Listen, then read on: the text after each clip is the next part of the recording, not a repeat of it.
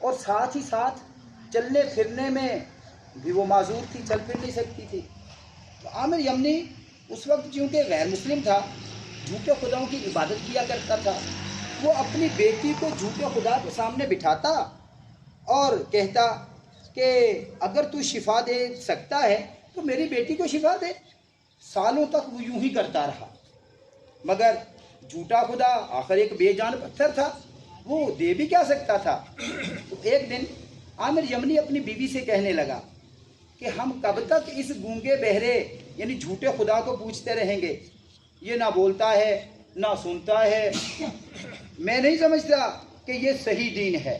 اب عامر یمنی کے دل میں آیا، بیوی بولی ٹھیک ہے، پھر ہمیں بھی ساتھ لے کر ہدایت کی تلاش کے لیے نکلو، شاید ہمیں حق کی طرف کوئی نہ کوئی رہنمائی مل جائے۔ دونوں میاں بیوی اپنے مکان کی چھت پر بیٹھے ابھی یہی گفتگو کر رہے تھے کہ اچانک انہوں نے دیکھا ایک نور ہے جو سارے آسمان پر پھیلا ہوا ہے اور اس کی روشنی سے ساری دنیا چمک اٹھی ہے۔ اللہ پاک نے ان کی آنکھوں سے گمراہی کے پردے دور کر دیے تاکہ وہ خواب غفلت سے جاگ جائیں۔ کیا دیکھتے ہیں کہ فرشتے صف باندھے ایک مکان کو گھیرے میں لیے ہوئے ہیں، پہاڑ سجدہ کر رہے ہیں، زمین ٹھہری ہوئی ہے اور درخت جھکے ہوئے ہیں، اور ایک کہنے والا کہہ رہا ہے مبارک ہو سچے اور آخری نبی صلی اللہ علیہ وسلم پیدا ہو گئے، مبارک ہو کہ ختم المرسلین تشریف لے آئے، جناب رحمت للعالمین تشریف لے آئے۔ اب عامر یمنی جو تھا اس نے اپنے اس جھوٹے خدا کو دیکھا تو وہ بھی منہ کے بل زمین پر ذلیل و خوار پڑا ہوا تھا۔ عامر کی بیوی بولی ذرا اسے تو دیکھو کیسے سر نیچے کیے زمین پر پڑا ہے۔ اتنا سنتے ہی وہ جو انہوں نے اپنے تئیں وہ خدا بنا کے رکھا ہوا تھا وہ بے جان پتھر جو ہے وہ بول اٹھا، کیا کہتا ہے؟ کہتے ہیں خبردار رہو، بڑی خبر ظاہر ہو گئی، وہ پاک ذات پیدا ہو چکی۔ اب یہ کیوں کہہ رہا ہے؟ جس کو پہلے یہ خدا مانا کرتے تھے وہ پتھر اللہ کے حکم سے بول پڑا اور کہہ رہا ہے کہ وہ پاک ذات پیدا ہو چکی ہے جو کائنات کو شرف بخشے گی، اور آگاہ رہو وہ آخری نبی صلی اللہ علیہ وسلم جن کی آمد کا ہر ایک کو انتظار تھا، جن سے درخت اور پتھر باتیں کریں گے، وہ جن کے اشارے سے چاند دو ٹکڑے ہوگا وہ تشریف لا چکے ہیں۔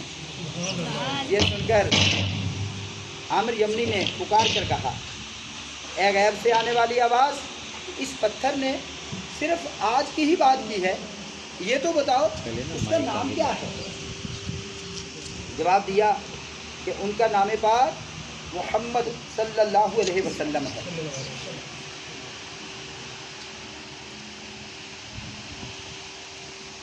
وہ صاحب زمزم و صفا یعنی حضرت اسماعیل علیہ السلام کے بیٹے ہیں، ان کی زمین تہامہ یعنی مکہ پاک ہے، ان کے دونوں کندھوں کے درمیان مہر نبوت ہے، وہ جب چلیں گے تو بادل ان پر سایہ کرے گا، نہیں بلکہ بادل ان سے سایہ حاصل کرے گا۔ اللہ اکبر۔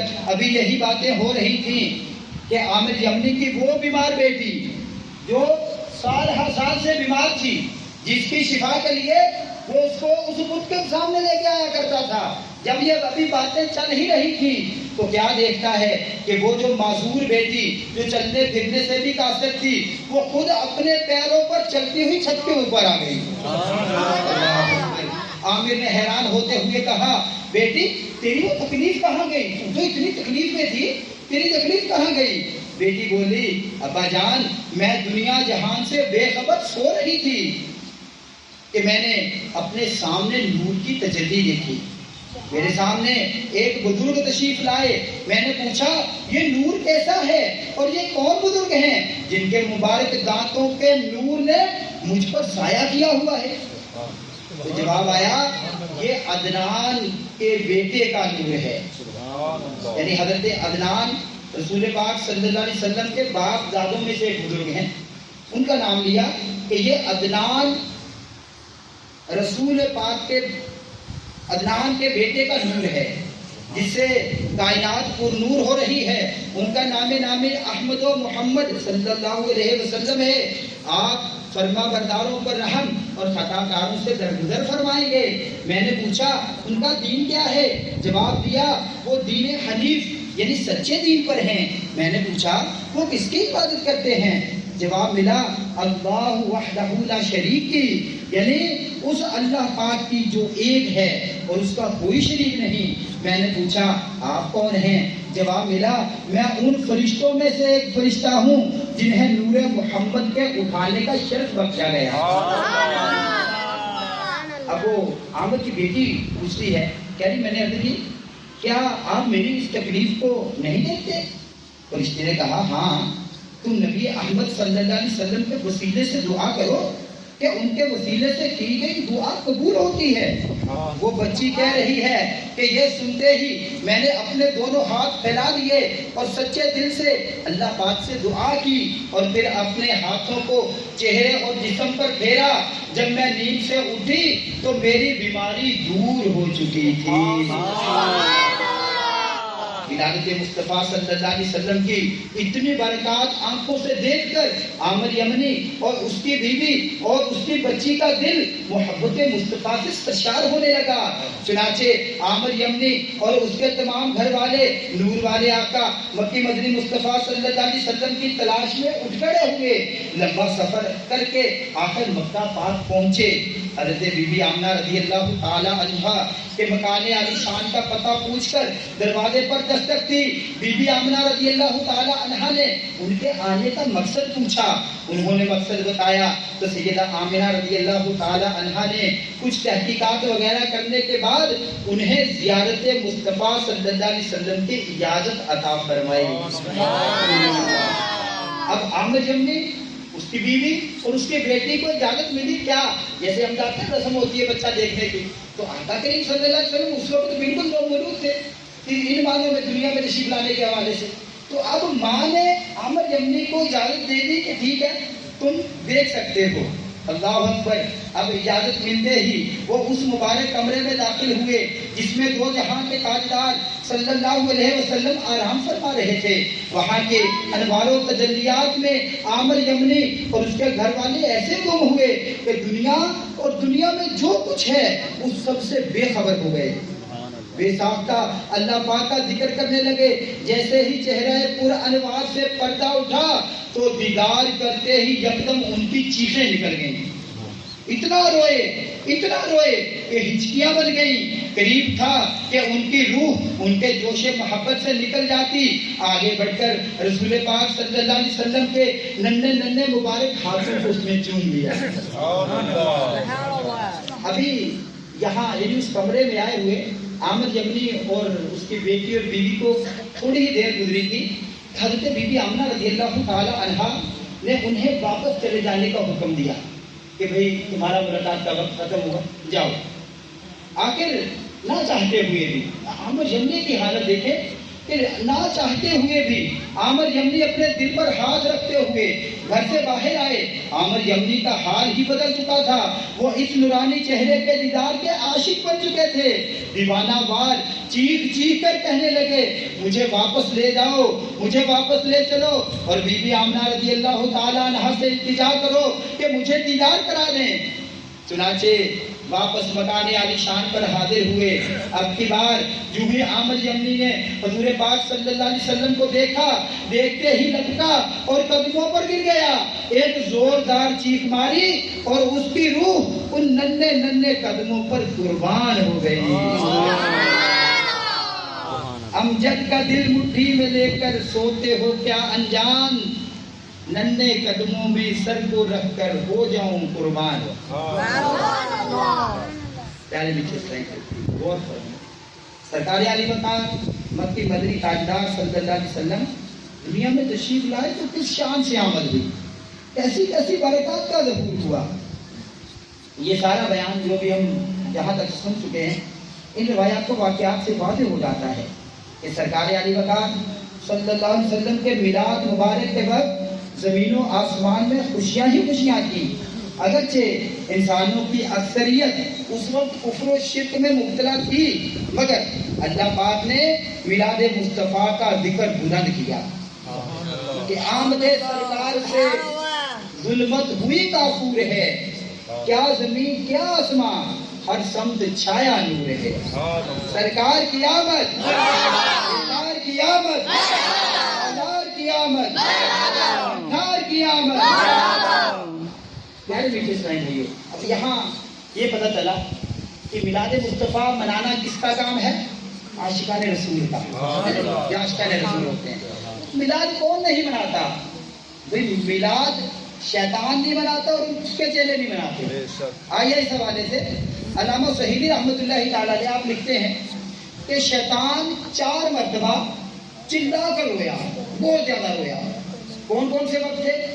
جب اس کو ملعون قرار دیا گیا، ایک یہ، دوسرا جب اسے زمین پر اتار دیا گیا، تیسرا جب سورہ فاتحہ نازل ہوئی، اور چوتھا جب رسول کریم صلی اللہ علیہ وسلم کی ولادت و سعادت کا وقت تشریف لایا۔ تو حضرت اکرمہ رضی اللہ تعالیٰ عنہ سے روایت ہے، رحمت للعالمین صلی اللہ علیہ وسلم کی ولادت ہوئی تو شیطان نے کہا رات ایک بچہ پیدا ہوا جو ہمارا کام بگاڑ دے گا۔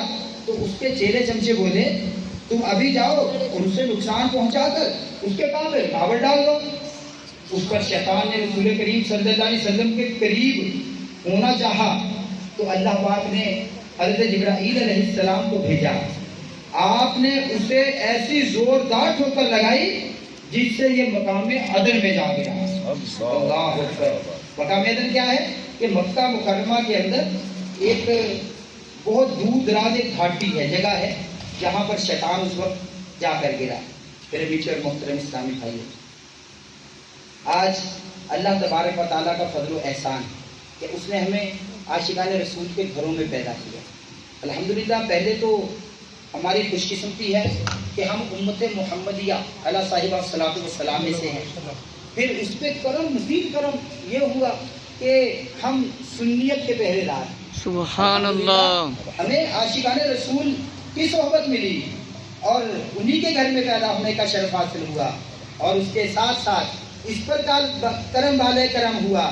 کیا کرم ہوا کہ آج کے اس پرفتن دور کے اندر جہاں پر بد عقیدگی عام ہے، جہاں پر بہت سارے ایسے معاملات کے نوجوان سمجھ نہیں پاتا میں ادھر جاؤں یا ادھر جاؤں، ہمیں ایک مضبوط پلیٹ فارم بنام عاشقان رسول کی دینی تحریک دعوت اسلامی عطا کر دیا گیا۔ الحمدللہ اس پیارے پیارے پلیٹ فارم پہ بانی دعوت اسلامی دامت برکاتہم العالیہ کی ترغیبات پر عمل کرتے ہوئے الحمدللہ ہمارے عقائد و نظریات جو ہیں ان کا ہمیں پتہ چلتا ہے، ہمیں عاشقان رسول کیا ہیں اور بد مذہب کیا ہیں ان کے بارے میں پتہ چلتا ہے۔ پیارے میٹھے اسلامی بھائیوں، علم دین سیکھنے کا ہمیں جذبہ نصیب ہوتا ہے۔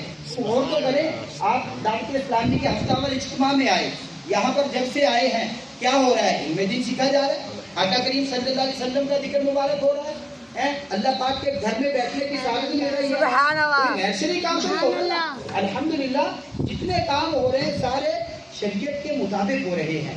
یہ کیا کم ہے کہ ہم کم از کم اپنے ہفتے کے اندر یہ 2 گھنٹے جو ہیں یہ ہر قسم کے گناہ سے دور رہ کر، ہر قسم کی بدنگاہی سے بچتے ہوئے، چغلیوں غیبتوں سے بچتے ہوئے اللہ پاک کے گھر میں گزار رہے ہیں۔ پھر عاشقان رسول کی صحبت نصیب ہوئی ہے۔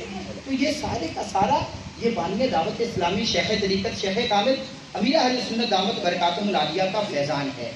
پیچھے محترم اسلام بھائیو، آپ سے عرض کروں گا کہ کوشش کر کے پورے کے پورے اس پیاری پیاری تحریک دعوت اسلامی میں داخل ہو جائے گی۔ الحمدللہ عاشقان رسول کی یہ دینی تحریک جو ہے یہ ہمیں ایک ہی مقصد فراہم کر رہی ہے۔ کیا مقصد ہے؟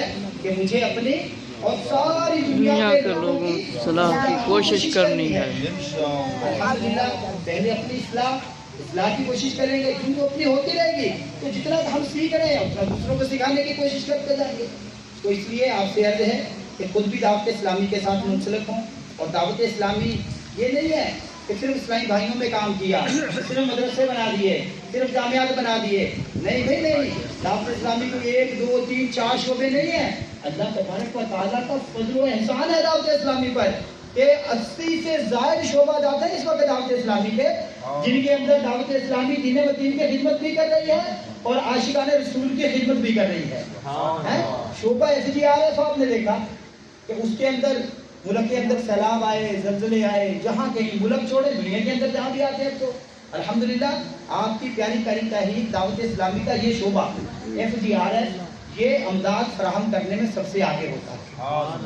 الحمدللہ بچوں کو پڑھانے کے لیے مدارس المدینہ، اور آپ کو اگر ذمہ داران کے علاوہ کسی کو یاد ہو کہ بھئی کتنے مدارس دعوت اسلامی چلا رہی ہے ابھی تک، کم و بیش اس کی کوانٹٹی دیکھیں یار، کوانٹٹی کتنے مدارس، تقریباً 14,000 کے قریب مدارس دعوت اسلامی پاکستان میں چلا رہی ہے۔ جامعات جو ہیں اسی طرح کثیر تعداد میں دعوت اسلامی جامعات، جہاں پہ عالم و علماء بنتے ہیں، جہاں پہ اسلامی بہنیں جہاں پڑھتی ہیں وہاں پہ اسلامی بہنیں ہی پڑھا رہی ہیں، اسلامی بھائی پڑھ رہے ہیں وہاں پہ اسلامی بھائی پڑھا رہے ہیں۔ تو یہاں پر ایک مجموعی شعبہ، جس طرح عاشقان رسول کا اسلامی بھائیوں کا شعبہ فیضان مدینہ جس کا مدنی مرکز ہے، اسی طرح اسلامی بہنوں کا ایک شعبہ جو ہے وہ ہے آپ دینی کاموں والی تنظیمی اسلامی بہنوں کا شعبہ۔ الحمدللہ عزوجل اس میں اسلامی بہنیں گھر گھر جا کر درس کرتی ہیں، مدرسہ الحمدللہ بالغات پڑھاتی ہیں۔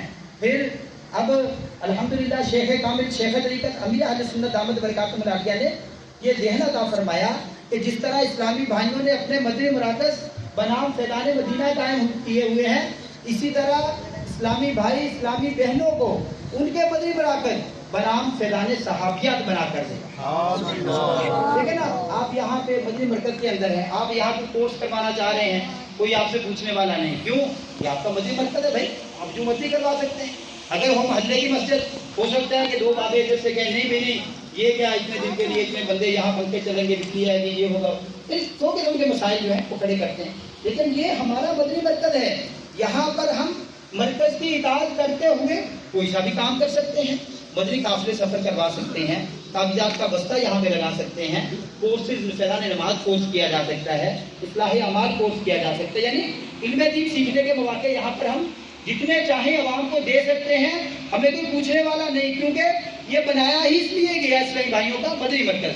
تو اسی طرح جب دعوت اسلامی کی ذمہ داران دعوت اسلامی کی اسلامی بہنوں نے اپنے کام کرنے ہیں، تو اب ظاہر ہے وہ اگر کسی مدرسے کے اندر، ٹھیک ہے مدرسہ چاہے سنیوں کا ہی ہے بچیوں کا، وہاں پہ جائیں گی تو لیکن وہاں کہیں گے ہم یہ 12 دن کا رہائشی کورس کرانا چاہتی ہیں، تو سو سکتا ہے اجازت نہ ملے، وہاں کی انتظامیہ اس کے اپنے معاملات ہوں گے، لیکن اسی کے لیے اسی پریشانی کو دور کرنے کے لیے میرے اور آپ کے پیچھے پیچھے مرشد دامت برکاتہم العالیہ نے ہمیں یہ ذہن دیا کہ جہاں اپنے مدنی مراکز فیضان مدینہ ہم قائم کر رہے ہیں، وہاں پر اپنی اسلامی بہنوں کو بھی مدنی مرکز فیضان صحابیات کے نام سے قائم کر کے دیں۔ الحمدللہ عزوجل ابھی اس کی کوششیں جاری ہیں، الحمدللہ ڈسٹرکٹ کے اندر تقریباً 2 سے 3 مقامات ایسے ہیں جہاں پہ یہ مدنی مراکز قائم ہو چکے، یہ صدہار کے اندر، جڑا والا کے اندر، ابھی پیسرا کے اندر جو ہے اس کی شٹرنگ یہ 2 دن پہلے کھلی ہے، بقیہ دروازے وغیرہ لگے ہیں، وہ بھی الحمدللہ جلدی سٹارٹ ہو جائے گا۔ تو آپ سے بھی عرض کروں گا، دیکھیے جہاں آپ ماشاءاللہ ذمہ داران دین کا کام کر رہے ہیں، تو وہاں ظاہر آپ کے گھروں سے اسلامی بہنیں بھی کام کر رہی ہیں، وہ بھی گھر گھر جا کر نیکی کی دعوت پیش کر رہی ہیں، تو ان کے لیے بھی تو کوئی ایک مدنی مرکز ہونا چاہیے۔ تو اب آپ سے میں یہ عرض کروں گا کہ کوشش کر کے ذمہ داران سارے آپ اگر ہو سکے تو 5 منٹ کے لیے اجتماع کے بعد رکیے گا، انشاءاللہ اس کے کچھ فوائد میں آپ کے سامنے رکھوں گا تو ذہن بنے گا اور آسانیاں دوں گا کہ بھائی یوں بھی ہو سکتا ہے، یوں بھی ہو سکتا ہے، تو انشاءاللہ جب آسانیاں ملیں گی تو جس کو آسانی میسر ہو جائے تو کام کرنے میں جلدی کرتا ہے۔ تو انشاءاللہ کوشش یہی ہوگی کہ آپ سے مل کے اس پہ انشاءاللہ بات کریں گے، اور کوشش یہ پچھلی جمعرات خاندرہ والا میری حاضری تھی، یقین مانے کہ اسی طرح ان کو بیان کے دوران ہی، کیونکہ پہنچے بیان کے وقت جیسے آپ کے یہاں پہنچا، تو ابھی اسی وقت جو ہے ان کو عرض کیا، تو وہاں پہ بیٹھے بیٹھے انہوں نے آپس میں ہی جو بھی پلاننگ مشورہ کیا بیان کے دوران ہی، تو جو ہی بیان ختم ہوا عشاء کی نماز کے بعد وہ مجھے ایک سائڈ پہ بٹھایا، وہاں ذمہ داران سارے آ گئے، تو وہاں پہ انہوں نے باقاعدہ نام لے کر کہ فلاں جگہ ہے وہ ہم فیضان صحابیات کو دیتے ہیں، فلاں جگہ پلاٹ ہے وہ فیضان صحابیات کے لیے دیتے ہیں، الحمدللہ یعنی انہوں نے صرف بیان کے دوران ہی ان کو اہمیت ظاہر ہوئی نا کہ بھائی ہماری اسلامی بہنیں کہاں جا کے دینی کام کریں گی، جب اپنا مدنی مرکز ہوگا تو بلا جھجک وہ وہاں پہ دینی کام کریں گی۔ تو प्यारे मीठे इस्लामी भाइयों, दावत इस्लामी के दीनी कामों को अपना शियार बना लीजिए। अल्हम्दुलिल्लाह देखें, निगरान शूरा बहुत प्यारी बात इरशाद फरमाते हैं कि जो करने वाले काम करता है वो ना करने वाले कामों से बच जाता है, और जो ना करने वाले करता है वो करने वालों से दूर रह जाता है। तो इसलिए देखें, हमने अपने आप को मसरूफ़ रखना है। अब 24 घंटे हैं हमारे पास, अब इन 24 घंटों में अगर अपने आप को मसरूफ़ रखेंगे तो फिर हमें कोई भी गैर शरई काम करने का मौका ही नहीं मिलेगा। तो लेकिन अगर हम अपने आप को बेकार ही बैठे हैं जी, बैठे के अंदर बैठे हैं, लेटे हुए, मोबाइल हाथ में है, अब कुछ भी कर सकते हैं भाई। अब मोबाइल आला ही ऐसा है जिसको आप जहाँ चाहें इस्तेमाल कर सकते हैं। तो अब वहाँ पे क्योंकि आपने अपने वक्त को जो है फ्री कर दिया, जब आपने उसके अंदर काम ही कोई नहीं किया, तो अब वो वक्त जो है आपको गुनाहों की तरफ भी लेके जा सकता है। तो इन गुनाहों से बचने के लिए आप सबको मैं दावत दूंगा कि अपने आप को दीनी माहौल के अंदर उलझा लें, फंसा लें, ताकि मैं इससे निकल ना सकूं कि मेरे पास जितना भी वक्त है मेरा मदनी मरकज में हो, जितना मेरे पास वक्त है मदनी मरकज में गुजरे, मैं अपने जिम्मेदार के पास जाऊं, उससे पूछूं क्या काम हो रहा है आजकल, इस काम के लिए मैं चंदा जमा करूं, इस काम के लिए ईंटें चाहिए ईंटें लेके आऊं, मुझे बजरी चाहिए मैं बजरी लेके देता हूं। तो इसके लिए निकल जाए ना भाई, मुलाकातें करें। अब आपने अपनी जात के लिए थोड़ी करना है, अपने राह खुदा में खर्च करने के लिए माल लोगों से लेना है। तो इंशाअल्लाह ये माल लेकर आप जब दावत इस्लामी को देंगे तो यकीन मानिए सदकात नाफिला के बारे में आता है कि अगर किसी ने बिलफर्ज मैं हूँ, मैं अपनी जेब से 500 रुपया देता हूँ, वो मैंने 500 डायरेक्ट बॉक्स में नहीं डाला, मैंने इनको दिया, इन्होंने इनको दिया, यूं करते करते अब है वो एक 500 रुपया गया 10 हाथों से होके 10वें हाथ में उसको बॉक्स में डाल दिया। तो अब ये जितने 10 के 10 जिनके हाथ लगे सबको 500 रुपये राह खुदा में खर्च करने का सवाब अल्लाह पाक अता फरमाए। अल्हम्दुलिल्लाह आपकी तहरीक दावत इस्लामी इसके अरबों खरबों अखराजात, यानी सिर्फ अगर इसका तनख्वाहों का ही अंदाज़ा लगाएं, सिर्फ तनख्वाहें जो हैं ये पिछले दिनों निगरान पाकिस्तान इंतजामी काबीना हाजी शाहिद दामद बरकातुहुल आलिया बता रहे थे कि 1 महीने की दावत इस्लामी की सिर्फ तनख्वाह है, इसमें कोई तामीरात नहीं है, कोई लंगर का खर्चा नहीं, कोई कुछ नहीं है, सिर्फ तनख्वाहें जो दी जा रही हैं वो 1 अरब 5 करोड़ रुपया है 1 महीने की है। अब ये आज से 2 माह पहले की बात है, हो सकता है बढ़ गई हो, जाहिर बढ़ रही है, कम तो नहीं होनी, क्योंकि अल्हम्दुलिल्लाह दावत इस्लामी का काम बढ़ रहा है। तो भाई जब ये इतने खराजात हैं दावत इस्लामी के, मैं अपने आप को दावत इस्लामी वाला कह रहा हूँ, तो मेरी तरफ से मेरी दावत इस्लामी को क्या जा रहा है? कभी हमने इस पर गौर किया? यार अगर मैं तनख्वाह लेता हूँ तो कोशिश करूँ मैं अपनी तनख्वाह का कुछ फीसद जो है ये अपनी दावत इस्लामी को दूँ, ताकि इसके कामों में तावन करने का मैं मददगार बनूँ। इसी तरह अल्हम्दुलिल्लाह कल से यानी 15 सितंबर से दावत इस्लामी ख़ास तौर पे डोनेशन जमा करने के लिए एक तहरीक चला रही है जिसको टेलीथॉन कहा जाता है। अल्हम्दुलिल्लाह दावत इस्लामी के अखराजात को पूरा करने की कोशिश के लिए ये टेलीथॉन की मुहिम कल से शुरू हो रही है, तो आप भी कोशिश करें। इसके लिए इसका एक आसान हल यूँ रख दिया गया कि इसके यूनिट्स बना दिए गए कि पाकिस्तान के अंदर रहने वाला अगर कोई एक यूनिट देना चाह रहा है, जैसे अमीर अहले सुन्नत दामद बरकातुहुल आलिया ने दुआ इरशाद फरमाई कि या अल्लाह इस टेलीथॉन के अंदर मेरा जो भी मदनी बेटा मदनी बेटी जो भी आशिक़ रसूल जो है वो हिस्सा मिलाए, तो उसको मरने से पहले आका करीम सल्लल्लाहु अलैहि वसल्लम की ज़ियारत से मुशर्रफ फरमाना, इस तरह मुख्तलिफ दुआएं जो हैं उसके लिए इरशाद फरमाएं। तो यकीन मानिए कि वली कामिल की दुआ पाने के लिए लोग दूर दूर से आते हैं और कहते हैं यार हमारा यूनिट भी साथ मिला दो, हमारा यूनिट भी साथ मिला दो। पिछले से पिछले टेलीफोन की एक बात अर्ज करूँ, उसमें एक नौजवान ने बताया, कह रहा है कि जब मैंने मेरी सुन्नत की दुआ सुनी ना, तो ये कल है 15 सितंबर से लेके 30 अक्टूबर तक ये सिलसिला चलेगा टेलीफोन का। इसमें मदनी अतियात जमा किए जाएंगे, नियतें करवाई जाएंगी, जो जब देगा उसको लेकर मदनी मरकज में पेश कर दिया जाएगा। वो कह रहे हैं कि एक दिन मखसूस होता है जिसमें मदनी चैनल पे यानी 25 घंटे यही नशरियात चलती है कि चंदा लेने के हवाले से। तो वो कह रहे हैं वो नशरियात चल रही थी और मैं एक जगह पे ये रंग पेंट का काम वो किया करते थे। कह रहे मैं कोठी के अंदर काम कर रहा था, उसी कोठी में मदनी चैनल लगा हुआ था। अब मैं अपना काम कर रहा था, कान मेरे उधर थे, मदनी चैनल की आवाज़ सुन रहा था। तो जब मदनी चैनल पर ये तरजीह दिलाई गई कि अल्लाह पाक की रिज़ा पाने के लिए, अमीर सुन्नत की दुआओं से हिस्सा पाने के लिए, फिर कह रहे जब दुआ सुनाई गई तो मेरा दिल यकदम हुआ कि यार मैं भी इसमें हिस्सा डालूं। अब दुआ क्या थी कि आका करीम सल्लल्लाहु अलैहि वसल्लम को उसको ज़ियारत नसीब हो, इस तरह की दुआ थी। اب اس دعا سے حصہ پانے کے لیے وہ نوجوان تھا. اب اس نے دیکھا مزدور بندہ تھا, وہ کہہ رہا میں سیڑھی پہ چڑھا ہوا تھا رنگ کرنے کے لیے. تو میں نے جب یہ میرے کانوں میں خبر پڑی تو میں نے اسی نیت کے ساتھ عقیدت کے ساتھ میں اتر کے اس وقت جب وہ دن ہوتا ہے تو جگہ جگہ دعوت اسلامی کے ڈونیشن سیل لگے ہوتے ہیں. تو وہ کہہ رہے ہیں کہ میرے پاس اور تو تھا کچھ نہیں, جس سائیکل پہ میں کام پہ جایا کرتا تھا وہ میں نے سائیکل اٹھایا اور اٹھا کے میں مدنی بستے پہ لے گیا, ڈونیشن سیل پہ لے گیا. وہاں جا کے کہا کہ میں امیر سنت کی دعاؤں سے حصہ پانے کے لیے, اللہ کی رضا کے لیے ٹیلی تھون کے اندر یہ سائیکل پیش کرتا ہوں. اب اس کے پاس پیسے نہیں ہیں دینے کے لیے, اس نے وہ سائیکل جو ہے وہ اللہ کی راہ میں دیا. اب ظاہر ہے یہ ایک انوکھی بات تھی, پیسے تو ہر کوئی دے رہا تھا.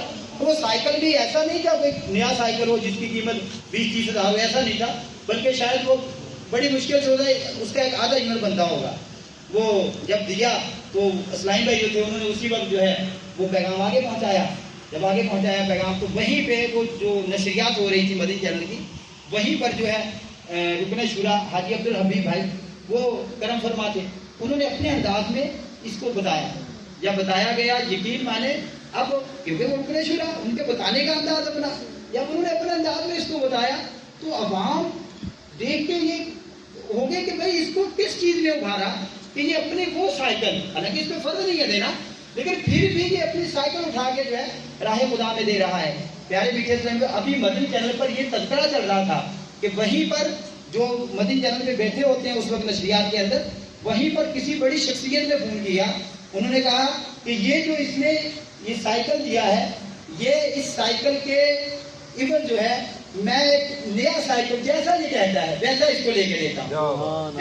اور کہا کہ امیر سنت سے کہہ لیں یہ ان کی عادی تھی کہ اس کے یہ جو اس نے دیا, کیونکہ اخلاص تھا اس کا نا, اس میں سے کچھ نیکیاں جو ہے مجھے بھی دے دی ہے. تو الحمدللہ یہ تھا. پھر ایک نے اپنا رکشہ دیا تو اس کے لیے رکشے کے اعلانات آنے شروع ہو گئے کہ بھائی میں اس کو نیا رکشہ لے کے دیتا ہوں. تو یوں ہے دینے والے جو ہوتے ہیں اللہ پاک کے ہاں دینا جو ہے یہ دل کا معاملہ ہے. یہ تھوڑی ہے کہ بھائی اربوں روپے ہیں تو وہ دے اس کو, نہیں. ایسے بھی لوگ ہیں الحمدللہ, میں نے دیکھے ایک اسلامی میں نے 1000 یونٹ دیے. 1000 یونٹ کا مطلب کیا ہے, 1 کروڑ روپیہ اس نے دیے. امیر السنت کو جب نام پیش کیا گیا وہیں پہ لائے بھی تھے تو وہ جی وہاں اس علاقے سے نام نہیں لیا اسلامی بھائی کا, لیکن امیر السنت نے فرمایا کہ میں اس کو جانتا ہوں, اگر اس نے وہ 1000 یونٹ دیے نا تو کیا ہی اچھا ہوتا کہ وہ 1200 یونٹ کر دیتا باقی کی نسبت سے, کیونکہ عموماً ربیع الاول کے اندر یہ سلسلہ ہوتا ہے.